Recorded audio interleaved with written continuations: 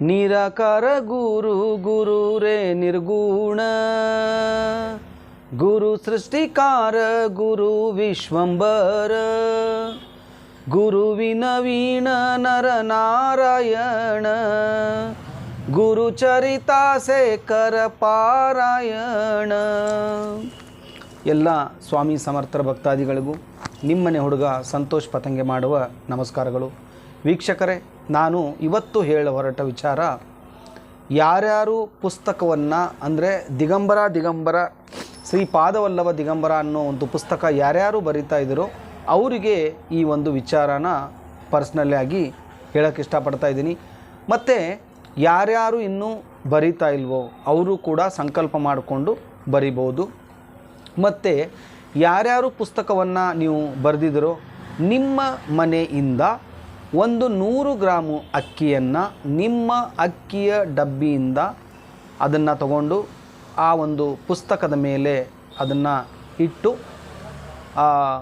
ಅದರ ಮೇಲೆ ಕೈ ಇಟ್ಟು ನಿಮ್ಮ ಸಂಕಲ್ಪ ಏನು ನಿಮ್ಮ ಆಸೆ ಇದೆಯೋ ಆ ಆಸೆಯನ್ನು ಬೇಡಿಕೊಂಡು, ನನಗೆ ಈ ಸಮಸ್ಯೆ ಇದೆ ದತ್ತಾತ್ರೇಯ ಮಹಾರಾಜರೇ, ಆದಷ್ಟು ಬೇಗನೆ ನೀವು ಈ ಒಂದು ನನ್ನ ಆಸೆಯನ್ನು ಈಡೇರಿಸಲಿ ಅಂತ ಹೇಳಿ ನೀವು ದತ್ತ ಮಹಾರಾಜರ ಹತ್ರ ಬೇಡಿಕೊಂಡು ದಿಗಂಬರ ಶ್ರೀ ಪಾದವಲ್ಲಭ ದಿಗಂಬರ ಅನ್ನೋ ಒಂದು ಬೀಜ ಮಂತ್ರದ ಪುಸ್ತಕದ ಜೊತೆ ಆ ಒಂದು 100 ಗ್ರಾಮು ಅಕ್ಕಿಯನ್ನು ನಮಗೆ ಕಳಿಸ್ಬೇಕು.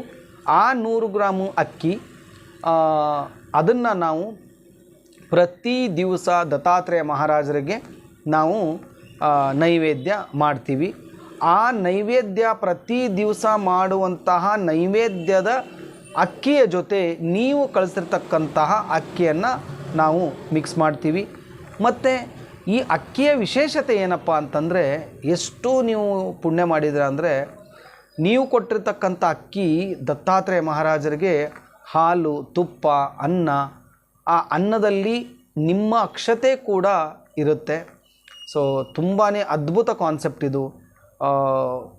ಕೇಳೋಕ್ಕೆ ಎಷ್ಟು ಸುಂದರವಾಗಿದೆ. ಖಂಡಿತವಾಗಿಯೂ ಯಾರ್ಯಾರು ಒಂದು ಪುಸ್ತಕನ ನೀವು ಬರಿತಾ ಇದ್ದೀರೋ ಅವರೆಲ್ಲರೂ ಕೂಡ ಒಂದು ಸ್ವಲ್ಪ ಯಥಾಶಕ್ತಿ ಒಂದು ಅಟ್ಲೀಸ್ಟ್ ಒಂದು ಹಿಡಿ ಅಕ್ಕಿ ಆದರೂ ಕೂಡ ನೀವು ಹಾಕೋದ್ರಿಂದ ಆ ಅಕ್ಷತೆಯನ್ನು ನಾವು ಗಾಣಗಾಪುರ ದತ್ತ ಮಹಾರಾಜರ ಒಂದು ವಿಗ್ರಹಕ್ಕೆ ಪ್ರತಿ ದಿವಸ ನಾವು ನೈವೇದ್ಯ ಮಾಡ್ತೀವಿ. ಮತ್ತು ಯಾರ್ಯಾರು ಬೆಂಗಳೂರಿನ ರಹವಾಸಿಯಾಗಿದ್ದು ಯಾರ್ಯಾರು ನೀವು ಬೆಂಗಳೂರಿಗೆ ಬರಬೇಕು ಅನ್ನೋ ಇಚ್ಛೆ ಇರುತ್ತೋ ಅವರು ಯಥಾಶಕ್ತಿ ನಿಮ್ಮ ಮನೆಯ ಅಕ್ಕಿ ಡಬ್ಬದಿಂದ ಅಕ್ಕಿಯನ್ನು ತರಬೇಕು. ಇದರಿಂದ ನಿಮ್ಮ ಮನೆಯಲ್ಲಿ ಉಜ್ವಲವಾಗಿರತಕ್ಕಂಥ ಒಂದು ಭವಿಷ್ಯನೂ ಬರುತ್ತೆ. ಸೊ ನಿಮ್ಮ ಮನೆಯಲ್ಲಿರ್ತಕ್ಕಂಥ ಸಮಸ್ಯೆಗಳು ಕೂಡ ದತ್ತ ಮಹಾರಾಜರ ಒಂದು ಪಾದಕ್ಕೆ ಸೇರುತ್ತೆ. ಸೊ ಯಾರ್ಯಾರು ಬೆಂಗಳೂರು ರಹವಾಸಿಯಾಗಿದ್ದೀರೋ, ಯಾರ್ಯಾರು ಈ ಕಾರ್ಯಕ್ರಮಕ್ಕೆ ಬರ್ತಿರೋ, ಅವತ್ತು ಏನು ತರದೇ ಇದ್ದರೂ ಕೂಡ ಪರವಾಗಿಲ್ಲ, ಒಂದು ನಿಮ್ಮ ಕೈಯಿಂದ ಯಥಾಶಕ್ತಿ ನಿಮ್ಮ ಒಂದು ಅಕ್ಕಿಯ ಡಬ್ಬದಿಂದ ಒಂದು ಸ್ವಲ್ಪ ಅಕ್ಷತೆ ತೊಗೊಂಬಂದು ಅವತ್ತು ಒಂದು ಜೋಳಿಗೆ ಮಾಡಿರ್ತೀವಿ, ಆ ಒಂದು ಜೋಳಿಗೆಗೆ ನೀವು ಹಾಕಬೇಕು. ಮತ್ತು ಅದೇ ಜೋಳಿಗೆಯಲ್ಲಿ ಕಲೆಕ್ಟ್ ಆಗಿರ್ತಕ್ಕಂಥ ಅಕ್ಕಿಯನ್ನೇ ನಾವು ನಮ್ಮ ಮಹಾರಾಜರಿಗೆ, ಸ್ವಾಮಿ ಸಮರ್ಥರಿಗೂ ಕೂಡ ನಾವು ನೈವೇದ್ಯ ಮಾಡ್ತೀವಿ.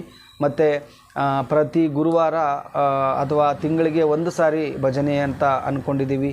ನೋಡೋಣ ಅದು ಮುಂದಿನ ದಿನಗಳಲ್ಲಿ ಯಾವ್ಯಾವ ಥರ ಒಂದು ಡೆವಲಪ್ಮೆಂಟ್ ಆಗುತ್ತೆ. ಒಂದು ಹೇಳೋಕ್ಕೆ ಇಷ್ಟಪಡ್ತಾ ಇದ್ದೀನಿ, ಯಾರ್ಯಾರು ಪುಸ್ತಕವನ್ನು ಬರಿತಾ ಇಲ್ಲವೋ ಅವರು ಕೂಡ ಬರೆಯೋದಕ್ಕೆ ಸ್ಟಾರ್ಟ್ ಮಾಡ್ಬೋದು. ಸೊ ಇಷ್ಟು ಹೇಳ್ತಾ ಇಲ್ಲಿಗೆ ಈ ಒಂದು ವಿಡಿಯೋನ ಮುಗಿಸ್ತೀನಿ. ಮತ್ತೆ ಒಂದು ಹೊಸ ಕಥೆ ತೊಗೊಂಡು ನಿಮ್ಮ ಮುಂದೆ ಬರ್ತೀನಿ. ಅಲ್ಲಿವರೆಗೂ ಶ್ರೀ ಸ್ವಾಮಿ ಸಮರ್ಥ. ಜೈ ಜೈ ಸ್ವಾಮಿ ಸಮರ್ಥ.